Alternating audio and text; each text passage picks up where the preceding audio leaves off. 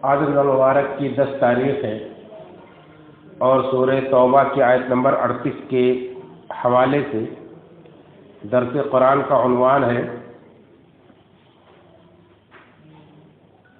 کہ تم جہاد فی سبیل اللہ میں کیوں نہیں نکلتے۔ اللہ رب العالمین نے اہل ایمان کو مخاطب کر کے فرمایا یا ایھا الذین آمنوا ما لکم اذا قیل لکم انفروا فی سبیل اللہ اثاقلتم الی الارض، اے وہ لوگو جو ایمان لائے ہو، تمہیں کیا ہو گیا ہے کہ جب تم سے کہا جاتا ہے کہ اللہ کے راستے میں نکلو تو تم زمین کی طرف نہایت بوجھل ہو جاتے ہو۔ ارضیتم بالحیات الدنیا من الآخرہ، کیا تم آخرت کے مقابلے میں دنیا کی زندگی پر خوش ہو گئے ہو؟ فما متاع الحیات الدنیا فی الآخرۃ الا قلیل، تو سنو دنیا کی زندگی کا سامان آخرت کے مقابلے میں بہت تھوڑا ہے۔ یہ سورہ توبہ کی آیت نمبر 38، جس میں واضح طور پر اللہ رب العالمین نے اہل ایمان کو مخاطب کر کے کہا کہ تم جہاد فی سبیل اللہ کے لیے کیوں نہیں نکلتے ہو؟ تمہیں جب پکارا جاتا ہے کہ نکلو اللہ کے راستے میں تو تم زمین کی طرف جھک جاتے ہو بوجھل ہو کر کے، یعنی تھک کر کے بیٹھ جاتے ہو، نکلتے نہیں ہو۔ کیا ہو گیا؟ کیا تم دنیا کی زندگی پر ریجھ گئے ہو؟ آخرت کے مقابلے میں تم نے دنیا کی زندگی کو پسند کر لیا ہے؟ اور آگے اللہ رب العالمین نے فرمایا الا تنفروا يعذبكم عذابا علیما، اگر تم نہیں نکلو گے تو اللہ تعالیٰ تمہیں دردناک عذاب دے گا۔ وَيَسْتَبْدِلْ قَوْمًا غَيْرَكُمْ وَلَا تَضُرُّوهُ شَيْئًا، اور اللہ تعالیٰ تمہیں بدل کر دوسری قوم لے آئے گا اور تم اللہ تعالیٰ کو کوئی نقصان نہیں پہنچا سکو گے۔ وَاللَّهُ عَلَى كُلِّ شَيْءٍ قَدِيرٌ، اللہ تعالیٰ ہر چیز پر قادر ہے۔ ایسے ہی مزید جھجوڑتے اللہ رب العالمین نے اگلی آیت میں فرمایا الا تنصروه فقد نصره اللہ، اگر تم ان کی مدد نہیں کرو گے، یعنی نبی کی مدد نہیں کرو گے، اللہ کے راستے میں نہیں نکلو گے، تو یاد رکھو اللہ تعالیٰ نے خود اپنے نبی کی اس وقت مدد کی تھی جب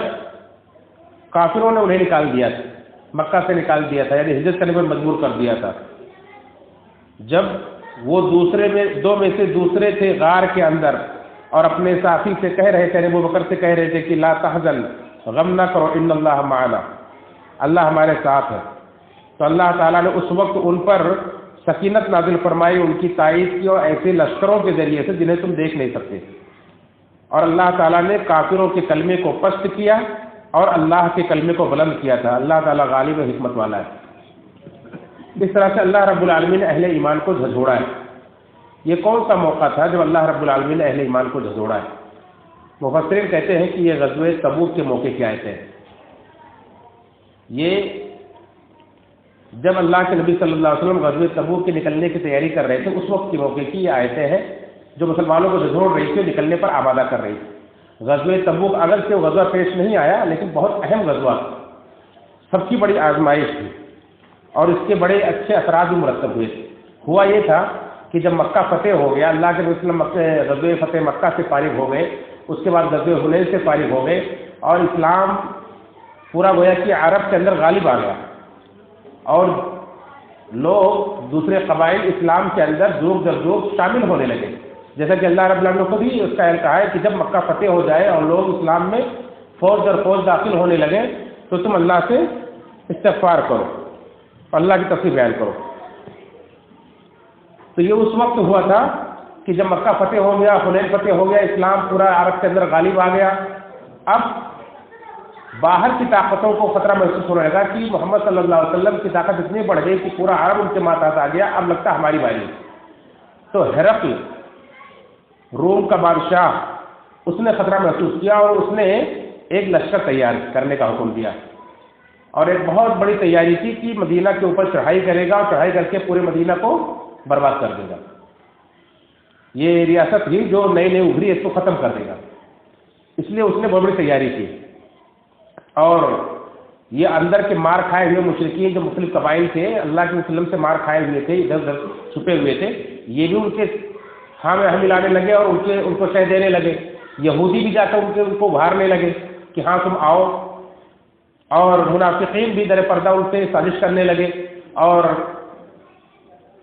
اس کے لیے انہوں نے باقاعدہ ایک مسجد بھی تعمیر کی تھی، مسجد ضرار، جو اللہ کے نبی صلی اللہ علیہ وسلم نے اللہ کے حکم سے گرا دی، جس کے ذریعے سے وہ وہاں یہودیوں کو پناہ دیتے تھے اور وہاں بڑی سازشیں رکھتے تھے بیٹھ کے اسلام کے خلاف۔ تو اللہ تعالیٰ نے حکم دیا کہ اس مسجد کو گرا دو، اللہ کے رسول نے جا کر گرا دیا، اسے ڈھا دیا۔ تو یہ پورا پس منظر ہے۔ اس موقع پر اللہ کے رسول کو برابر خبریں پہنچ رہی تھی کہ روم تیاری کر رہا ہے، اور مسلمانوں کی حالت یہ تھی کہ مسلمان بالکل ڈرے ہوئے تھے۔ جب جیسے کوئی خطرے کی بات سنتے تھے تو فوراً کو لگتا تھا کہ کہیں رومی تو نہیں آ رہے اور روم نے چڑھائی تو نہیں کر دی، اس طرح سے کان کھڑے ہوئے تھے ایک دم سے۔ اور اللہ کے نبی صلی اللہ علیہ وسلم نے بھی اس کے لیے باقاعدہ تیاری کر لی اور مسلمانوں میں اعلان کر دیا، باقاعدہ چندے کا اعلان کیا۔ اسی موقع پر صحابہ نے بڑھتے کا چندہ بھی دیا تھا، آپ اس کی تفصیلات سن چکے ہیں۔ اور یہ ایسا موقع تھا کہ خوشحالی کا بھی، قحط کا بھی موقع تھا، لوگوں میں بڑی تنگی تھی اس وقت، اور سخت گرمی کا موسم تھا، پھلوں کے پکنے کا وقت تھا، اور ایسے موقع پر سائے بڑے گھنے ہو جاتے ہیں اور لوگ سائے میں رہنا پسند کرتے ہیں۔ یہ سارے حالات تھے، اور اللہ کے نبی صلی اللہ علیہ وسلم نے بھی اس کی تیاری کے پیش نظر، اس کے خطرے کے پیش نظر، اس سے پہلے آپ کا معمول یہ تھا کہ آپ جب بھی کسی غزوے میں نکلنا چاہتے تھے تو خالی اتنا بتا دیتے تھے کہ نکلنا ہے، کہاں نکلنا ہے، کس طرف نکلنا، آپ کبھی لوگوں کو نشاندہی نہیں کرتے تھے۔ لیکن یہاں آپ نے صاف صاف بتلا دیا تھا کہ تبوک کی طرف نکلنا ہے، رومیوں سے لڑائی کے لیے نکلنا ہے، اور پوری تیاری کرنے کا آپ نے حکم دے دیا لوگوں کو۔ صحابہ کرام جو پختہ ایمان والے تھے تو تیاری میں لگ گئے اور خود تیاری کرنے لگے، اور منافقین تو بہانے ڈھونڈنے لگے، اور جو کمزور دل کے مسلمان تھے وہ بھی کچھ پچو پیش کر رہے تھے۔ اسی موقع پر اللہ رب العالمین نے یہ آیتیں نازل کی اور کہا کہ تمہیں کیا ہو گیا جب اللہ کے راستے نکلنے کے لیے کہا جاتا ہے تو نکلتے نہیں۔ اور پھر اللہ کے وسلم لوگوں کو لے کر کے نکلے، اور دور دراز کا سفر کر کے اس گرمی کے موسم میں اور قحط سالی کے عالم میں، اس لیے اس غزوے کو غزوہ ذو العسرہ بھی کہا جاتا ہے، تنگی کا غزوہ۔ آپ گئے اور 20 دن تک تبوک کے میدان میں آپ نے قیام کیا، اور وہاں سے پھر آپ لوٹ کر کے آئے، لڑائی نہیں ہوئی، جیسا کہ اللہ رب العالمین نے اپنے نبی کو اس خصوصیت دی کہ 1 مہینے کی مسافت سے روب کے ذریعے سے اللہ تعالیٰ مدد کرتا ہے۔ تو اللہ نے دشمن کے دلوں میں روب ڈال دیا، وہ پیچھے ہٹ گئے، پلٹ گئے، وہ ارادہ انہوں نے اپنے چھوڑ دیا، لیکن اللہ کے وسلم گئے اور وہاں 20 دن رہ کر کے اپنی دھاک بٹھا کر کے اور پھر چلے آئے۔ یہ ان آیتوں کا پس منظر ہے۔ اس موقع پر اللہ رب العالمین نے مسلمانوں کو اس طرح سے ابھارا تھا، اور یہ اگرچہ اس موقع کے لیے اللہ رب العالمین نے ابھارا، لیکن یہ خالی اس موقع کے ساتھ خاص نہیں ہے، بلکہ قیامت تک آنے والے تمام مسلمانوں کے لیے۔ جیسا کہ اس کے بعد صحابہ کرام جو ابھرے تو اس کے بعد دنیا پر چھا گئے، اور وہاں اگرچہ غزوہ پیش نہیں آیا، لیکن اس کے بعد پھر مختلف موقع آئے جو غزوات ہوئے، اور غزوہ موتا ہوا، اور اس کے بعد بہت سارے غزوات ہوئے، ابو بکر صدیق رضی اللہ کے زمانے میں، عمر فاروق کے زمانے میں، یہاں تک کہ وہ روم جو اس وقت دنیا کا سپر پاور تھا، ابھی تازہ اس نے ایران کو شکست دے کر کے دنیا میں نمبر 1 طاقت حاصل کی تھی، اور وہ ساری دنیا کے لیے ناقابل تذکیر بنا ہوا تھا، مسلمانوں نے اس کو بھی فتح کر لیا۔ تو اس طرح سے اللہ رب العالمین نے جب مسلمانوں کو ابھارا اور للکارا کہ اگر تم نہیں نکلو گے تو اللہ تمہیں ختم کر کے دوسری قوم لائے گا جو تمہاری طرح نہیں ہوں گے، اور اللہ تعالیٰ ان کے ذریعے سے یہ کام لے گا اور اپنے نبی کے حال میں مدد کرے گا۔ اس نے وعدہ کیا کہ جن کو غالب کرے گا تو اللہ تعالیٰ ہر چیز پر قادر ہے، وہ کرے گا۔ خیر، اس کے بعد جہاد جاری رہا اور مسلمان غالب آتے چلے گئے، یہاں تک کہ عثمان غنی رضی اللہ کے زمانے میں ابو طلحہ رضی اللہ تعالیٰ عنہ نے قرآن کریم کی آیت پڑھی کہ اللہ رب العالمین نے نکلنے کا حکم دیا ہے اور کہا ہے کہ انفروا خفافا وثقالا۔ اس کے بعد کی جو آیت ہے کہ اللہ کے راستے میں نکلو، چاہے تم بوجھل ہو چاہے ہلکے ہو، یعنی اپنے بدن سے، اپنے مال سے، یا اپنے طاقت و قوت کے حساب سے جیسے بھی ہو نکلو اللہ کے راستے میں۔ وجاہدوا باموالکم وانفسکم فی سبیل اللہ، اپنے جان و مال سے اللہ کے راستے میں جہاد کرو۔ ذالکم خیر لکم ان کنتم تعلمون، یہی تمہارے لیے بہتر اگر تم جانو۔ یہ آیت پڑھتے ہیں اور اپنے بیٹوں سے کہتے ہیں کہ بیٹے میری تیاری کرو، میں اللہ کے راستے میں جہاد کرنا چاہتا ہوں۔ بیٹوں نے کہا کہ ابا آپ نے اللہ کے رسول صلی اللہ علیہ وسلم کے ساتھ جہاد کیا یہاں تک کہ اللہ رسول کی وفات ہو گئی، پھر آپ نے ابو بکر کے ساتھ جہاد کیا یہاں تک کہ ان کی وفات ہو گئی، عمر فاروق کے زمانے میں آپ نے جہاد کیا ان کی وفات ہو گئی، اب آپ بوڑھے ہو گئے، اب آپ گھر پہ آرام کیجیے، ہم آپ کے بیٹے ہیں، ہم جہاد کریں گے، ہم نکلیں گے۔ کہا نہیں، اللہ کا حکم ہے، چاہے بوجھل ہو چاہے ہلکے ہو، نکلو ہر حال میں، چاہے جوان ہو چاہے بوڑھے ہو، ہر حال میں نکلو۔ تو میں اللہ کے حکم پر لبیک کہتا ہوں، میں نکلوں گا۔ وہ نکلے عثمان غنی کے زمانے میں، اور انہوں نے سمندری جہاد کیا، سمندر کے سفر پر نکلے، اور اسی سفر میں ان کا انتقال ہو جاتا ہے، اور صحابہ ان کی لاش کو لے کر کے انتظار کرتے ہیں کہ کوئی جزیرہ ملے وہاں انہیں دفنا دے۔ 9 دن تک وہ لاش لے کر کے کشتی میں سفر کرتے رہتے ہیں، اور کوئی جزیرہ نہیں ملتا ہے۔ 9 دن کے بعد وہ ایک جزیرہ انہیں ملتا ہے، اور وہاں ان کی لاش کو دفن کرتے ہیں۔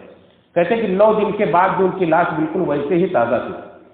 جس دن وفات ہوئی تھی جیسے تھے ویسے بالکل تھے، کیونکہ اللہ کے راستے میں جو نکلتا ہے وہ ویسے ہی، وہ چاہے اللہ کے راستے میں لڑتے ہوئے شہید ہو جائے، اور سفر میں کسی بھی طرح سے انتقال ہو جائے، وہ شہید ہی مانا جاتا ہے۔ چنانچہ اس طرح سے صحابہ کرام نے اس کے مطلب کو سمجھا، اور انہوں نے اس کا حق ادا کیا۔ اور اللہ کے رسول صلی اللہ علیہ وسلم کی حدیث بھی ابن عباس رضی اللہ عنہ سے مروی ہے، فرماتے ہیں کہ اللہ کے رسول صلی اللہ علیہ وسلم نے فتح مکہ کے بعد فرمایا کہ اب ہجرت تو نہیں باقی رہی، لیکن جہاد اور ہجرت کی نیت باقی ہے، اور فرماتے ہیں کہ جب تم سے کہا جائے کہ جہاد کے لیے نکلو تو نکل پڑو۔ یہ بخاری مسلم کی روایت ہے۔ اسی طرح سے صحیح مسلم کے اندر روایت ہے، ابو ہریرہ رضی اللہ عنہ سے مروی ہے، فرماتے ہیں کہ اللہ کے رسول صلی اللہ علیہ وسلم نے فرمایا جو شخص اس حال میں مرا کہ اس نے نہ جہاد کیا نہ جہاد کا ارادہ کیا تو نفاق کی ایک حالت پر مرا۔ لہذا مسلمانوں کے اندر جذبہ ہونا چاہیے کہ اللہ کے راستے میں جان و مال کی قربانی کے لیے نکلنے کا جذبہ ہونا چاہیے۔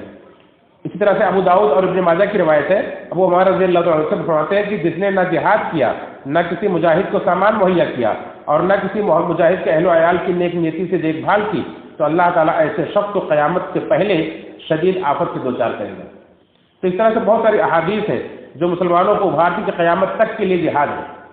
لیکن اس سے پہلے آپ سن چکے ہیں کہ جہاد کی سبیل اللہ کا مقصد کیا ہے؟ اللہ کے کلمے کی سربلندی، اور یہ جہاد کی سبیل اللہ کے لیے جب پکارا جائے گا قیامت تک، جب بھی مسلمانوں کو آواز دیا جائے گا تو مسلمانوں کو نکلنا فرض ہوگا، واجب ہوگا، لیکن کب؟ جب اسلامی ریاست انہیں آواز دے گی تب۔ ہر کوئی بھی اٹھ کر کے کہے مسلمانوں سے چلو جہاد کرو، یہ جہاد نہیں، ہر کسی کے بلاوے پر نہیں اٹھنا ہے۔ جہاد کی سبیل اللہ کا ایک طریقہ ہے، پورا اس کا پس منظر ہے اور سب کچھ ہے، وہ اسلامی ریاست کی آواز پر لبیک کہتے ہوئے نکلنا ہے، جیسا کہ ہمیشہ ہر دور میں خلافت کے اشارے پر ان کے حکم پر ہوتا رہا ہے۔ لہذا اس کے نام کی اہمیت کو بھی سمجھیں اور اس کو ہر ایرے غیرے کے بلاوے پر اٹھ کر کے اور کسی بھی طرح کی شرارت کر کے اس مقدس نام کو بدنام بھی نہ کریں۔ یہ جہاد فی سبیل اللہ کے لیے یہ جو آیتیں میں نے آپ کے سامنے پڑھی، اللہ رب العالمین نے اس کے تعلق سے فرمایا کہ جو چیز رکاوٹ بنتی ہے اس کا بھی اللہ نے تذکرہ کیا۔ وہ چیز کیا ہے؟ اللہ نے فرمایا کہ کیا تم آخرت کے مقابلے میں دنیا کی زندگی کو ترجیح دیتے ہو، دنیا کی زندگی کو پسند کرتے ہو، حالانکہ آخرت کے مقابلے میں دنیا بہت قلیل ہے، بہت تھوڑی ہے۔ اور اس کی مثال اللہ کے رسول صلی اللہ علیہ وسلم نے اس طرح سے بیان فرمائی کہ ایک مرتبہ اللہ کے رسول صلی اللہ علیہ وسلم نے مثال دے کر سمجھائی کہ دنیا آخرت کے مقابلے میں ایسے ہی ہے جیسے کوئی آدمی اپنی انگلی، اپنے شہادت کی انگلی طرف اشارہ کیا، جیسے کوئی اپنی انگلی سمندر میں ڈالے اور نکال کر کے دیکھے کہ اس میں کتنا پانی لگ کر آیا ہے۔ جو پانی لگ کر کے آیا ہے وہ دنیا ہے، اور سامنے جو ٹھاٹے مارتا اور سمندر ہے وہ آخرت۔ تو کیا آخرت کے مقابلے میں دنیا کو ترجیح دیتے ہو؟ یعنی تمہارے سامنے آخرت کھڑی ہے جس کے لیے تمہیں بلایا جا رہا ہے کہ اپنے جان و مال کو قربان کر کے تو جنت حاصل کر لو، آخرت حاصل کر لو، اس کے مقابلے میں تم اس کو ٹھکرا کر کے دنیا حاصل کرنا چاہتے ہو، دنیا پسند کرتے ہو، یہ تو بیوقوفی کا سودا ہے، ایسا نہیں ہونا چاہیے۔ اور یہی مسلمانوں کے اندر پیدا ہوا، جب سے مسلمان پست ہمت ہو گئے، جیسا کہ اللہ رسول کی پیشین گوئی بھی تھی۔ مسعود احمد کی روایت ہے کہ آپ نے فرمایا عنقریب تم پر قومیں اس طرح ٹوٹ پڑیں گی جیسے کھانے کے اوپر، دسترخوان کے اوپر بھوکے ٹوٹ پڑتے ہیں۔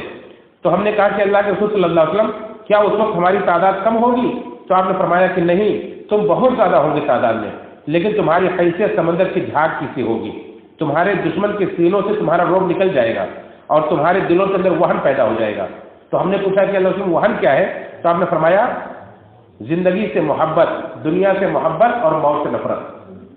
تو آج دیکھیں دنیا کی محبت میں انسان اور موت مرنا نہیں چاہتا ہے، دنیا کی زندگی پر رشا ہوا دنیا کی زندگی کو پسند کرتا ہے، اس لیے اس نام سے بھی گھبراتا ہے، اللہ کے راستے میں قربانی دینے کا جذبہ نہیں رہ گیا۔ اللہ سے دعا ہے رب العالمین ہم سب کے دلوں کے اندر صحیح معنوں میں ایمانی حرارت پیدا فرمائے، آمین تقبل یا رب العالمین۔